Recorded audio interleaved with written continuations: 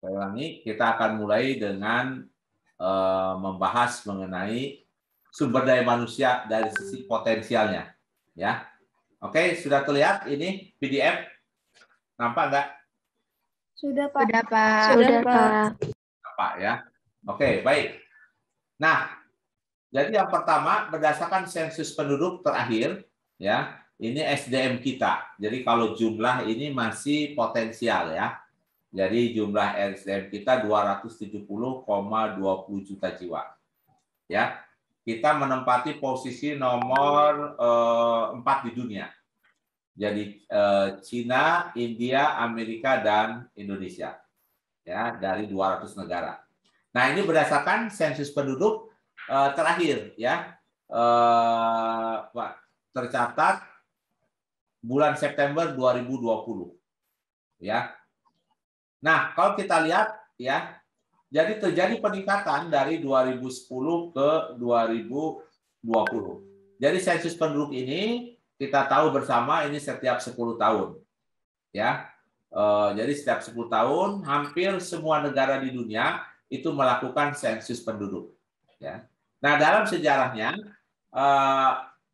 ini kita mulai sensus itu tahun 61. Ya. Nah, kemudian terjadi peningkatan. Nah, ini kalau kita lihat ya, berdasarkan sensus data ini kita lihat tahun 61 penduduk kita ini 97 juta.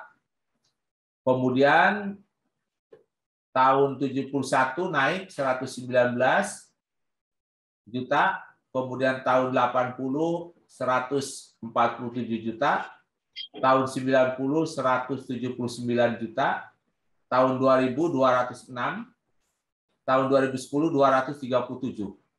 Dan 10 tahun kemudian 270 juta jiwa. Wah, ini luar biasa, ya.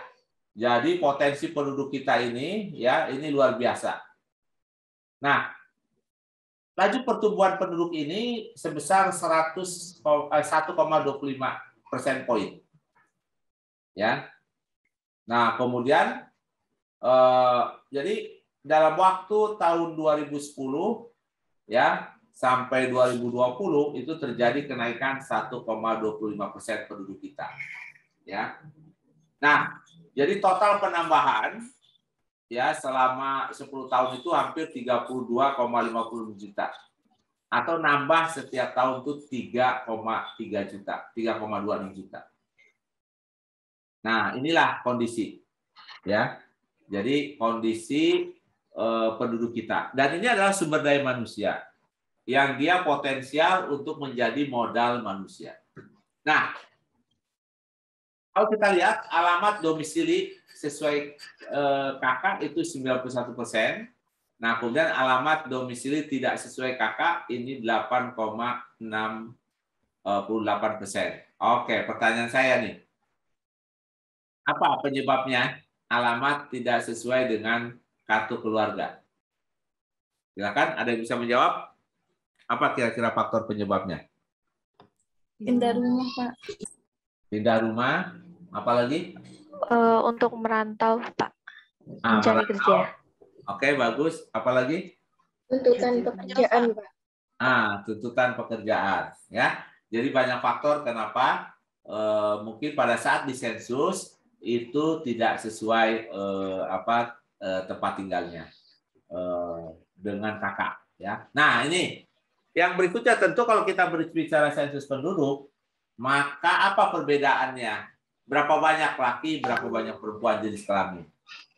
Nah, dalam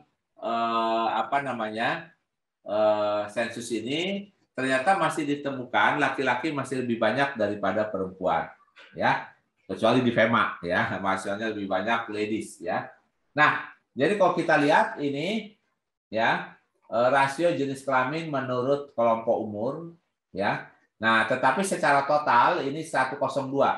Jadi setiap 102 laki-laki ada 100 perempuan. Nah, itu kira-kira seperti itu, ya, rasionya. Nah, kalau kita perhatikan di sini, ya, ini berdasarkan kelompok umur, ya. Jadi ini berdasarkan kelompok umur. Ya. Nah, tentu ini akan terjadi perubahan setiap saat ya komposisi tersebut. Nah, ini berdasarkan kelompok umur ya. Jadi kalau kita perhatikan yang paling yang paling rendah itu adalah 79 ya. Jadi kalau kita lihat, nah rasio jenis kelamin penduduk Indonesia sebesar 102. Ini apa artinya? Jadi terdapat 102 laki-laki untuk setiap 100 perempuan di Indonesia pada tahun 2020. Ya, jadi saya ulangi, terdapat ya 102 laki-laki ya secara total untuk setiap 100 orang perempuan. Nah, coba perhatikan di sini usia 75 tahun ke atas. Ada 79 laki-laki untuk setiap 100 orang perempuan. Nah, jadi semakin tua ini umur harapan hidupnya perempuan, ya. Jadi perempuan ini lebih panjang usianya, ya, dibandingkan dengan laki-laki, ya. Nah, coba kalau kita lihat anak-anak ini paling tinggi rasionya usia 0 sampai 4 itu setiap 107 bayi anak laki-laki ada 100 perempuan, ya. Nah, ini gambaran ya rasio jenis kelamin. Nah, berikutnya kalau perhatikan rasio jenis kelamin menurut provinsi. Nah, apa yang menarik di sini kalau kita lihat ya. Di Yogyakarta ini, Pak Biru, ini paling rendah rasio jenis kelaminnya. Setiap 98 laki-laki ada 100 perempuan. Nah, berbeda dengan di Papua. Ada 114 laki-laki untuk setiap 100 orang perempuan. Ya. Jadi di Papua lebih banyak laki-laki dibandingkan dengan di Jogja. Nah, saya juga nggak tahu nih apa penyebabnya ya. Sementara di tempat lain itu ada yang seimbang ya. Bahkan seimbang itu di Jawa Timur, Nusa Tenggara Barat, Nusa Tenggara Timur. Nah, total di Indonesia 102. Nah, ini gambaran ya. Jadi ketika kita berbicara sumber daya manusia, maka tentu kita tidak lepas dari berbicara mengenai komposisi jenis kelamin. Nah, yang menarik berikutnya, bonus demografi. Nah, di sini disimpulkan generasi Z bersama milenial akan menjadi aktor untuk mendorong pertumbuhan ekonomi. Nah, jadi kalau kita perhatikan, ya, ini persentase penduduk usia produktif antara 15 sampai 64 ini naik terus sejak tahun 71. Ya. Nah, misalnya pada tahun 71 itu 53,39% dari total populasi ya. Itu meningkat menjadi 70,70% tahun 2020. Jadi kalau pada tahun 71 53,4% itu penduduk usia produktif. Nah, tahun 2020 ini penduduk usia produktif menjadi 70,72%. Ya. Nah, coba kita perhatikan di sini ya di gambar ini komposisi penduduk menurut kelompok umur. Ya. Nah, tahun 2020 nah ini semakin meningkat nih usia produktif kita. Ya. Nah, ini itu tentu kita harapkan ya Indonesia seharusnya semakin maju karena semakin banyak penduduk yang produktif. Nah, jadi saya ulangi ya, seharusnya kita semakin maju ya dengan banyaknya penduduk yang lebih produktif.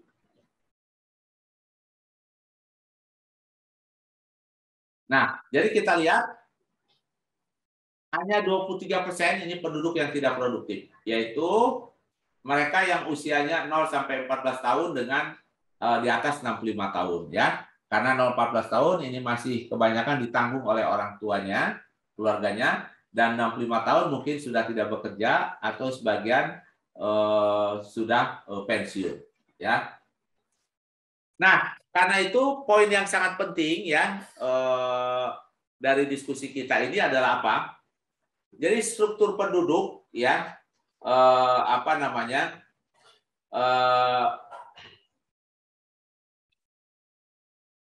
Jadi struktur penduduk kita dengan komposisi tadi 70%, ini Indonesia masih berada dalam periode apa yang kita sebut dengan kesempatan untuk menikmati bonus demografi. Jika dimanfaatkan secara optimal, maka Indonesia dapat mempercepat, saya ulangi, mempercepat pertumbuhan ekonomi dan meningkatkan kesejahteraan masyarakat. Ya, jadi harusnya ya dengan 70% itu kita harus bisa manfaatkan dengan sebaik. Nah, dimanfaatkan sebaik-baiknya. 70% tidak punya arti apa-apa, tolong dicatat. Kalau mereka tidak memiliki skill. Ya, mereka tidak punya peluang untuk berkembang. Saya ulangi, kalau mereka tidak punya peluang untuk berkembang, itu tidak akan ada artinya. Nah, struktur penduduk yang 70% ini produktif, ini juga dapat menjadi salah satu modal pembangunan. Nah, tolong ya, modal pembangunan ketika jumlah penduduk usia produktif. Ya, jadi tolong dicatat ya, ini akan bisa menjadi modal pembangunan kita. Nah, ya, jadi ini akan menjadi modal pembangunan kita. Ya, ketika kita mampu memanfaatkannya dengan baik. Ya. Nah, hasil sensus penduduk ini mencatat mayoritas penduduk Indonesia didominasi oleh generasi Z dan milenial. Nah, ternyata generasi Z itu lahir tahun 2000-an ya, 98 kalau tidak salah. Ini kurang lebih 27,94% dari total populasi Indonesia. Nah, yang menarik, generasi milenial yang lahir tahun 80-an ini 25,87%. Nah, secara total jadi generasi X ya yang lahir tahun 70-an, 60-an ya ditambah milenial ini menjadi penduduk yang berada pada kelompok usia produktif. Ya. Jadi mereka usia produktif ya. Nah, generasi Z ini dari penduduk usia belum produktif dan produktif. Jadi generasi Z ini yang lahir tahun 98-an ada yang sudah produktif dan ada yang masih belum produktif. Ya, karena tahun 2000-an mereka masuk kategori yang belum produktif. Nah, jadi kalau kita lihat seperti ini. Ya. Nah, jadi generasi milenial dan Z ini punya peranan sebagai menjadi aktor. Ya, saya ulangi, menjadi aktor yang sangat penting di dalam pembangunan nasional kita. Nah, coba tolong perhatikan ini, ya. Ini sebelah kiri kita lihat, ya, yang berwarna-warni ini, ya. Milenial total 70 juta, ini besar loh, ya, 25. Nah, milenial ini apa? Diperkirakan lahir 81 sampai 96. Ini generasi milenial. Nah, perkiraan usianya sekarang 24 sampai 39 tahun. Nah, berikutnya ini generasi Z. Lahir 97 sampai 2012. Nah, perkiraan usia sekarang 8 sampai 23 tahun. Ya. Nah, kita lihat generasi Z ini 75 juta. Oh, ini luar biasa besar, ya. Ini totalnya hampir 28 juta. Nah, yang berikutnya post generasi Z. Lahir 2013 sampai sekarang. Perkiraan usia 7 tahun. Nah, jadi Anda ini yang ada di sini generasi Z sepertinya ya. Saya ulangi, Anda adalah generasi Z. Ya. Nah, ini post Z itu ada 29,17 juta. Ini besar loh. Ya, ini 5 kali penduduk Singapura loh. Bayangkan coba ya. Penduduk Singapura tuh kalau nggak salah sekitar 6 juta. Nah, penduduk generasi Z kita yang usianya kurang lebih 7, 8 atau 9 tahun itu sudah 30 juta. Nah, jadi potensi sumber daya manusia Indonesia itu luar biasa. Saya ulangi ya. Potensi sumber daya manusia Indonesia adalah luar biasa. Ya. Nah, yang menarik nih, generasi X. Ini lahir 65 sampai 80. Ya. Nah, berapa jumlahnya? Nah, itu ternyata jumlahnya juga masih cukup banyak, 58 juta. Ya, sekitar 22%. Nah, saya masuk generasi baby boomer. Nah, ini udah mulai sedikit nih baby boomer. 31 juta. Jadi 11%. Ya, teman-teman saya ini sekarang jumlahnya di Indonesia hanya 11%. Nah, yang lebih sedikit lagi adalah pre-boomer. Ya, sudah pensiun. Ya, ini yang lahir mungkin sebelum tahun 45. Nah, demikianlah gambaran ya struktur penduduk kita yang merupakan salah satu elemen dari sumber daya manusia yang sangat penting. Ya, nah, para mahasiswa sekalian, Indonesia juga menuju aging population. Artinya, semakin hari jumlah penduduk yang berusia tua itu semakin banyak, ya. Karena kesehatan yang lebih baik, ekonomi yang lebih baik, ya, ini juga menyebabkan, ya. Nah, kita lihat di sini, semakin meningkat, ya. Jadi penduduk lansia antara 71 dengan sampai 2020 ini naik terus, ya. Kalau tahun 71 hanya 4, saya lupa ini apakah persen atau persen, ya, hanya 4,37%. Tahun 2020 mencapai 9%. Jadi kalau kita lihat penduduk kita 270 juta, berarti sekitar 27 jutaan penduduk lansia sekarang. Atau kalau dianggap di atas 65. Ya. Jadi kalau kita kembali ke sini, ya, nah ini ya. Nah, ini berarti masuk kategori baby boomer ini sekitar 31 juta. Ya, ini yang sudah masuk lansia plus 5 juta. Nah, sekitar 35 juta. Ya. Nah, ini tentu konsekuensinya nih dari sisi gizi nih, teman-teman yang dari jurusan gizi. Ya. Bagi orang tua makanan menjadi jauh lebih penting lagi diperhatikan. Kalau saat muda kalian memakan apa saja yang kalian suka. Tapi loh sekarang kalau seusia saya mungkin tidak bisa sembarangan makan makanan seenaknya. Ya. Nah, jadi nih salah satu konsekuensinya. Jadi Anda sebagai ahli gizi nanti akan jadi dietitian, itu semakin penting menghadapinya banyaknya populasi, ya, aging yang semakin meningkat. Jadi salah satu kajian itu adalah tadi kajian pangan dan gizi kaitannya dengan lansia.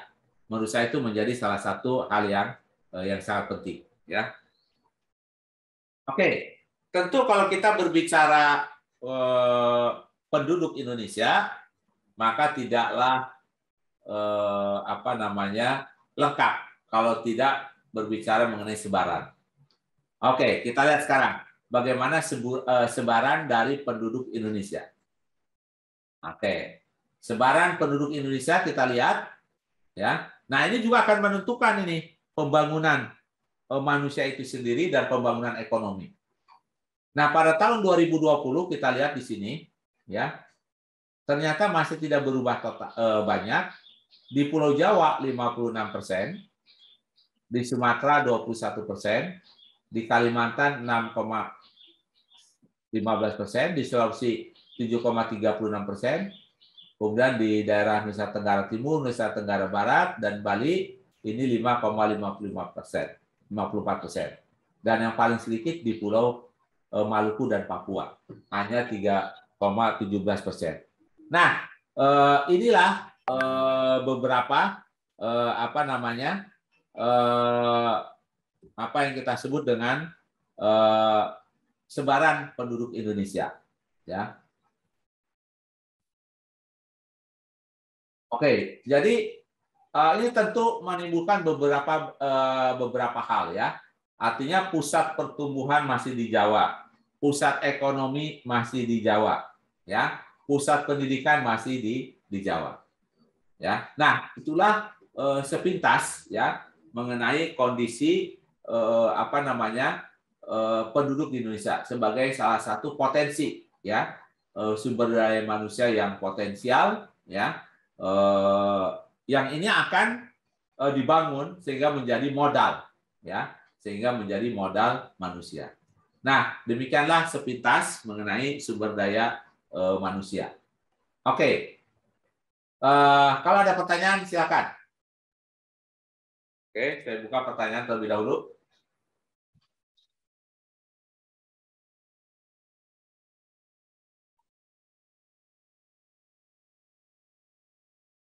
Oke, ada pertanyaan silakan.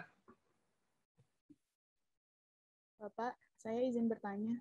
Ya, silakan. Saya Lintang dari Departemen Gizi Masyarakat yang bertanya, yang dimaksud dengan usia produktif itu apakah hanya yang anak muda saja atau memang dia sudah dapat mampu membiayai hidup dia sehingga tidak bergantung dengan orang tua gitu, Pak? Apakah seperti itu atau ada pengertian lain, Pak?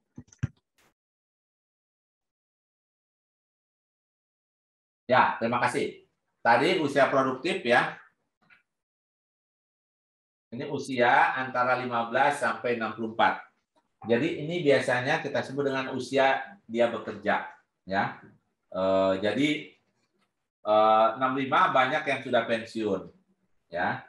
Nah, ternyata di kita pun usia 15, 16, 17 tuh yang sudah putus sekolah banyak yang sudah bekerja.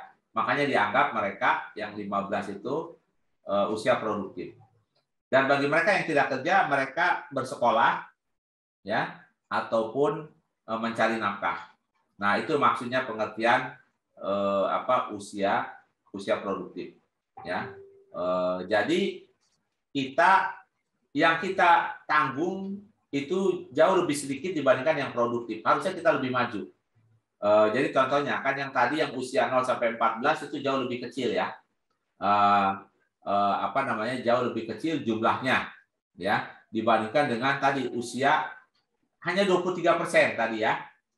Saya ulangi, hanya 23% yang usia tidak produktif, yaitu mereka yang masih anak-anak atau yang sudah pensiun. Ya. Nah, jadi tetapi dalam kenyataannya banyak juga yang usia di bawah 14 sudah mencari nafkah. Tapi kalau menurut perhitungan ini tidak dianggap sebagai kategori usia produktif. Nah, begitu ya. Makasih. Baik, Pak. Terima kasih banyak. Oke, ada lagi silakan.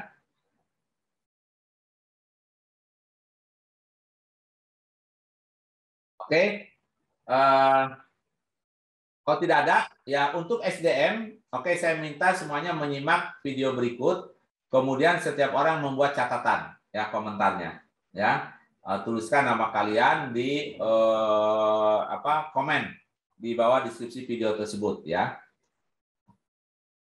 Oke, nanti saya akan panggil satu persatu. Oke, baik.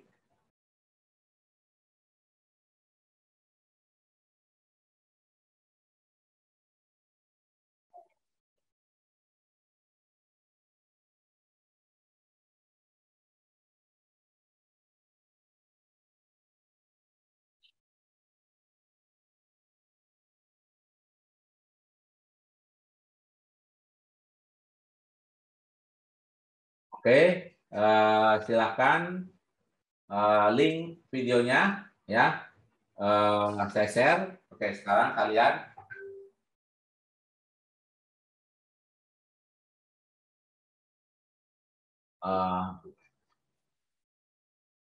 oke, tonton video dulu mengenai sumber daya alam, ya. Oke, kuliah kita akan menggunakan YouTube-nya FEMA atau YouTube ini, ya. Nah, sekalian mohon berkenan untuk subscribe, ya. Oke, silakan kemudian membuat catatannya, nanti saya panggil satu persatu, ya.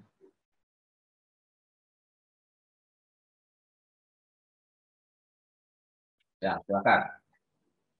Tapi saya baru tonton sekitar 9 menit aja, Pak. Nggak apa-apa. 9 menit yang lalu. Yang ini aja yang Anda tangkap. Ya, jadi tadi itu membahas tentang beberapa sumber daya alam. Tapi di pertama itu ada tentang pencemaran sungai sama pencemaran udara. Yang pencemaran di sungai itu kebanyakan di Indonesia itu karena sampah yang dihasilkan oleh aktivitas produksi dan konsumsi manusia. Oke, sudah. Pencemaran udara. Sudah. Oke, bagus. Lanjutkan dengan Syahuda. Tunggu aja. Halo Bapak, sebelumnya suara saya masuk? Ya, masuk, silakan. Bapak maaf, saya sebelumnya minta maaf. Saya sekarang lagi proses vaksin, Pak. Jadi tadi belum sempat mendengarkan, Pak. Maaf Ya, oke. sebelumnya. Nanti Anda ini ya, setelah Anda vaksin, Anda dengarkan terus tulis komen ya, supaya nilai Anda Oke. tidak kosong ya. Oke, baik Bapak. Terima kasih, Bapak. Jehan, silakan. Halo, Jehan.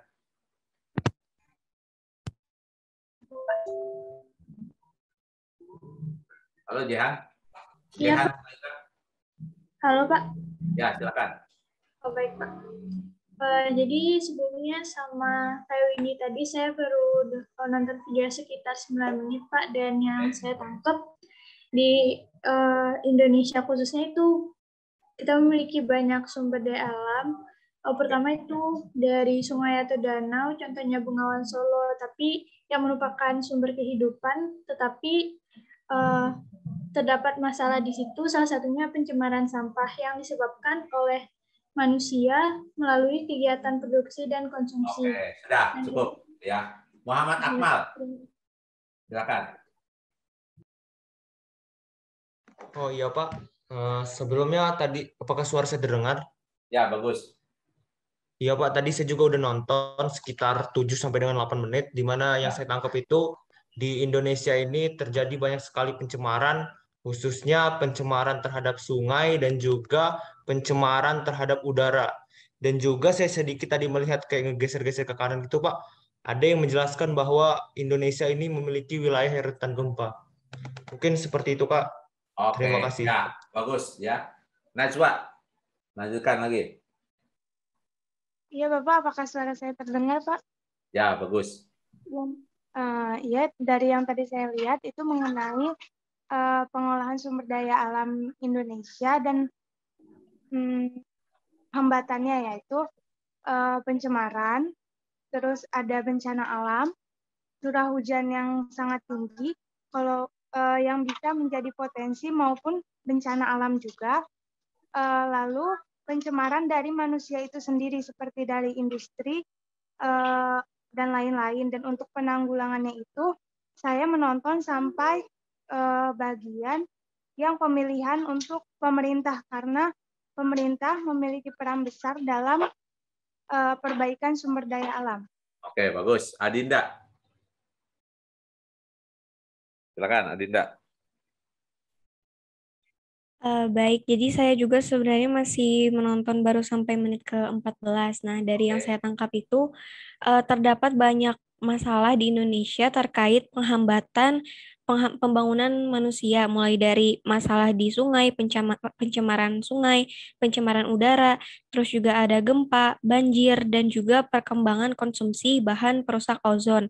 Nah, tapi sebenarnya pembangunan manusia ini juga bergantung kepada pemerintah, karena anggaran dari pembangunan manusia ini juga berasal dari pemerintah. Jadi kita harus turut serta dan selektif dalam pemilihan pemerintah, karena negara kita juga merupakan negara demokrasi. Jadi Oke, kita harus bagus. turut serta. Ya. Oke, Rasma, tambahkan lagi. Baik Pak, sama seperti dengan teman-teman yang lain, saya baru menonton hingga menit ke-9. Adapun yang saya tangkap adalah berbagai permasalahan lingkungan yang terjadi di Indonesia umumnya diakibatkan oleh perilaku manusia yang tidak peduli dan tidak bertanggung jawab. Jadi menurut saya perilaku manusia sangat menentukan kondisi, kualitas, dan keberlanjutan dari lingkungan kita sendiri, Pak. Oke, bagus. Alifa, Zahra. Silakan.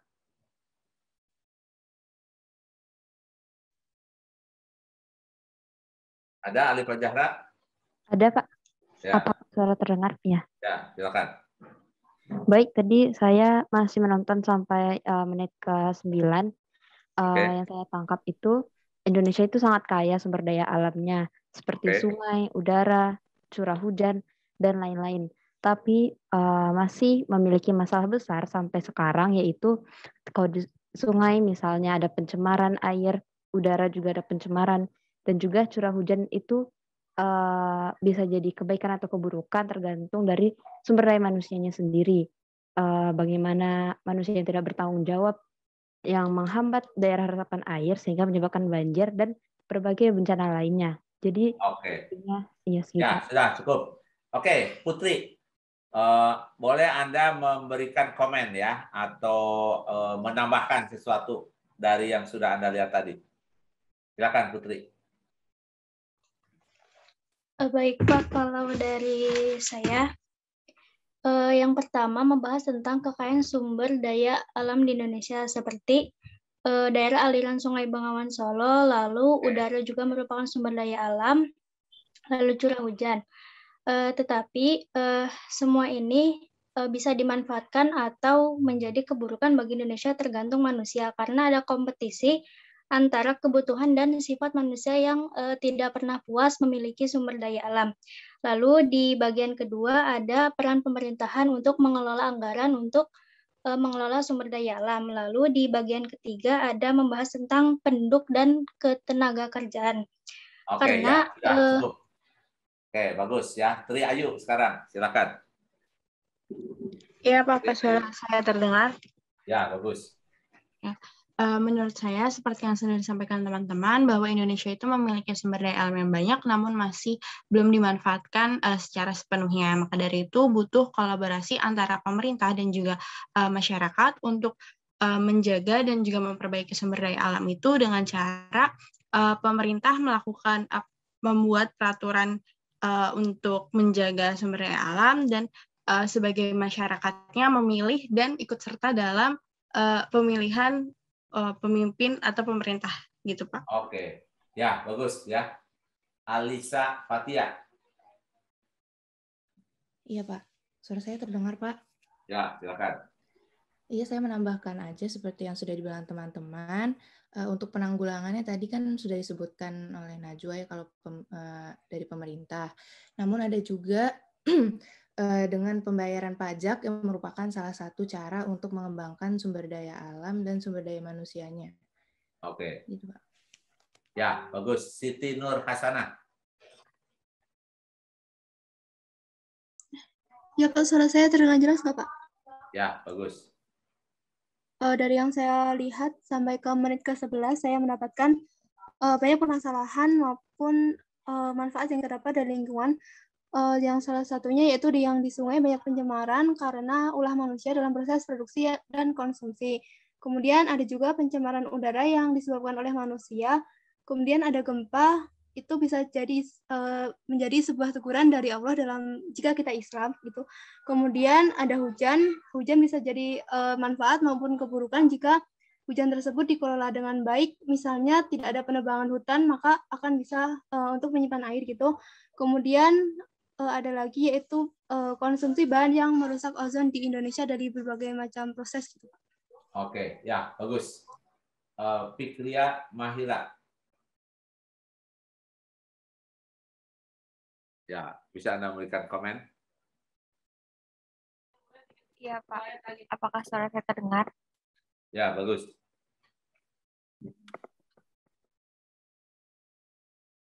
Jadi dari video yang saya tonton tadi, saya melihat banyak berbagai SDA yang mengalami kerusakan seperti sungai, udara, wilayah yang rentan gempa, curah hujan yang mengakibatkan banjir, serta juga tadi ada poster tentang perkembangan konsumsi bahan perusak ozon di Indonesia. Terus di bagian kedua yaitu di dalam pembangunan manusia, pemerintah menjadi peran sentra karena pemerintah akan menentukan kemana arah pembangunan. Oleh karena itu, masyarakat harus berpartisipasi dalam pemilihan umum untuk memilih pemerintah. Kemudian Indonesia sendiri menggunakan sistem demokrasi sehingga nasib Indonesia ditentukan oleh SDA-nya. Oke, ya terakhir nih Hana Waidah. Silakan.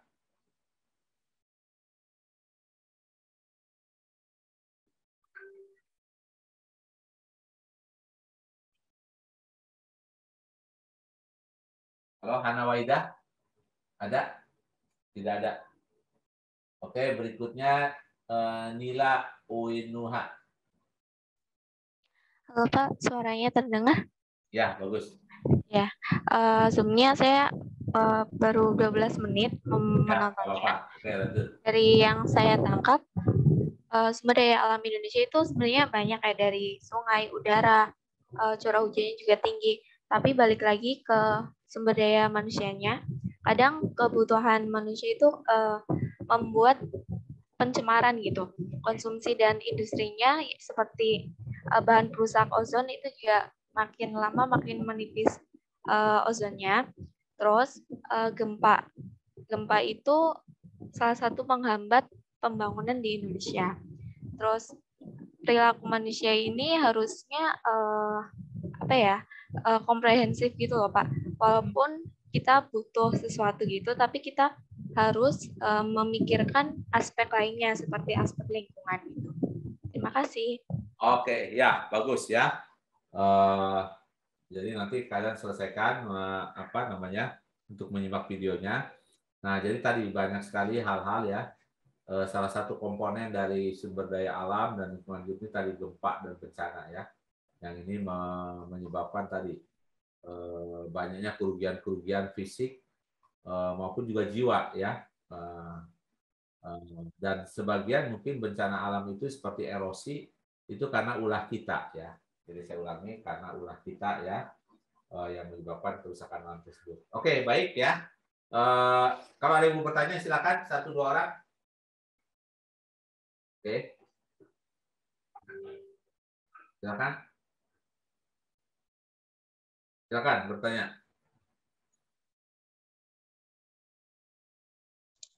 Oke. Bapak, izin bertanya. Silakan. Ya, saya Hana. Barusan mohon maaf Bapak dipanggil kurang terdengar karena sedang menonton video yang dari Bapak dikasih. Oke. Coba Anda berikan komentar. Ya, jadi komentar atau bertanya ini Pak? Atau bertanya boleh, bertanya boleh. Izin bertanya saja ya Pak ya. Ya. Iya, jadi kan dari apa yang tadi Bapak jelaskan tadi itu ada tentang bonus demografi ya yang lumayan besar. Nah, kita tahu sekarang itu kan ada pandemi. Nah, apakah bonus demografi itu ada terancam kurang bisa dioptimalkan gitu karena adanya pandemi ini di tahun-tahun yang selanjutnya? Ya, betul. Terima kasih ya, Hana. Pertanyaannya sangat bagus ya. Ya, tentu situasi pandemi ini akan terjadi disrupsi ya, gangguan dari proses pendidikan, proses bisnis dan lain sebagainya. Nah, tentunya akan berdampak ya. Jadi mungkin pencapaian tujuannya tidak secepat kalau itu kondisi normal. Ya. Nah, karena itu kita harus bangkit ini dari hal tersebut ya. Bangkit semuanya.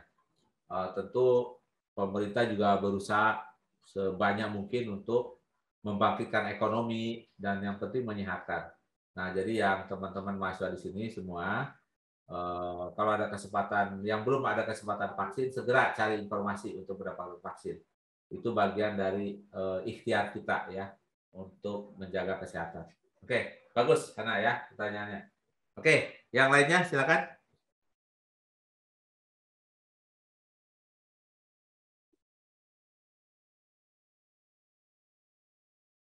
Oke, kalau tidak ada mungkin tolong dinyalakan semua kameranya. Kita akan dokumentasikan dulu ya. Tolong difoto nih Mbak Dela dengan Vicky ya. Oke, on-kan. Oke, slide 1 ya. Oke, standby. Oke, jendela 1, kemudian jendela kedua. Oke, tolong dilakukan semua. Oke, kemudian jendela 3. Oke. Kemudian jendela keempat. Ya, tolong dinyalakan ya. Ada 4 jendela ya. Oke, saya kembali lagi. Jendela 3 lagi sekarang. Oke. Kemudian jendela kedua. Oke. Dan jendela pertama. Oke. Ya, mohon jangan lupa subscribe ya channel tersebut ya untuk proses belajar kalian. Terima kasih, sampai ketemu pekan depan ya. Assalamualaikum warahmatullahi wabarakatuh. Waalaikumsalam warahmatullahi Waalaikumsalam. wabarakatuh. Pak, mohon izin untuk mengisi BAP ya, Pak? Ya, siap. Baik, terima kasih, Pak. Oke, ini yang apa Kiki, Dela, sama Mbak Sri sebentar ya, 5 menit aja. Baik, Pak.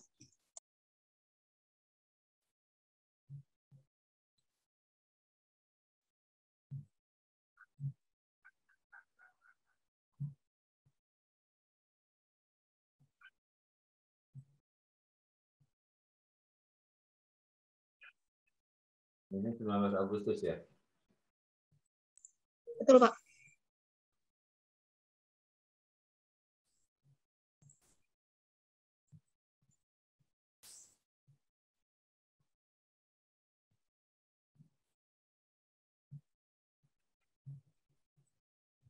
Ini yang belum keluar aku remove aja ya, Mbak? Ya, remove aja. Ya, di remove aja.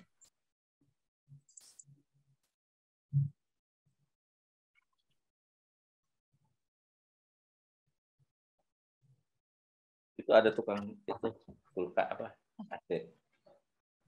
Ini papan rapat sebentar. Oke ya. Terima kasih ya atas kehadirannya. Nah, target kita semester ini membuat textbook. Nah, buku teksnya itu berdasarkan kuliah dan itu sudah ada ini skripnya. Ya, jadi nanti kita dibagikan berdasarkan kuliah ya. Nanti skripnya tugas dari Kiki dan Dela itu ngecek dari bahasa lisan diubah ke bahasa tertulis ya. Jadi pertama kalimat mungkin yang bahasa lisan diubah ya, kalimatnya diubah, mungkin susunannya ya. Jadi bahannya udah ada tulisan ya. Jadi tinggal ngecek itu ejaan ya kalau keliru. Misalnya kan sering ngomong saya tuh ya, nah itu dihilangkan misalnya ya. Terus kalimatnya disusun ya, subjek, predikat, objek begitu. Nah sehingga akhir semester ini kita harapkan udah ada buku teks itu. Ya. Kemudian nanti saya koreksi, kemudian ditambahkan literatur review dan lain sebagainya. Ya. Nah itu mungkin yang target kita. Jadi ada kemajuan. Pak, untuk skripnya akan ada setiap minggu atau dari awal? Ya, sekarang itu kan dari semester yang lalu ya. Kelihatannya sih udah lengkap tuh, ya. Karena kemarin saya memberikan tugas kan, mereka disuruh mendengar. Nah, tinggal nanti kamu ngecek aja lagi ya, skrip yang ada dicek ya. Salah satunya tadi mengecek dulu, dengarkan, terus tulisan mahasiswa didengarkan.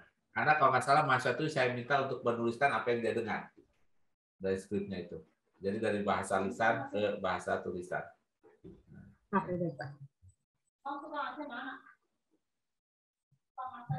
Nah kemudian nanti begini, pada saat dosen berikutnya kan ada yang nanya, itu langsung dicatat ya namanya. Nanti filenya itu saya share di Google Drive yang bisa diedit. Jadi saya nanti menggunakan ini yang sama gitu. Jadi langsung nilainya di situ supaya nggak 2 kali kerja. Seperti yang sekarang nih ya, nanti dicatat ya. Langsung kita ini dokumentasikan. Jadi nanti ketika saya membuka, saya pun membuka di situ. Ya. Oke. Oke, Pak. Ada pertanyaan? Bila dan Miki. Oke, mudah-mudahan SK asistensinya udah diterima ya. Nanti kalau belum tanya sama Mbak Sri ya. Sertifikat. Ya, sertifikat ya. Ya Pak, mohon maaf Pak, kalau nanti pekan depan kan Bu Herin ya Pak ya. Untuk link Zoom apakah dikelola oleh FEMA saja? Dari FEMA ya. Oh ya, baik. Baik Pak. Itu dari FEMA. Kemudian ngerekam apa segala macam. Cuma tadi saya buru-buru nggak melihat dari FEMA. Ya. Oke ya.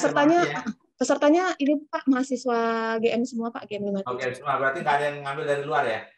Tidak Pak. Nah, mungkin belum dikenal kali ya? Iya, sama jadwal mungkin Pak bentrok. Mungkin jadwal ya. Oke. Makasih ya. Assalamualaikum warahmatullahi wabarakatuh. Waalaikumsalam warahmatullahi wabarakatuh. Makasih Ki, makasih Del. Ya, makasih Mbak.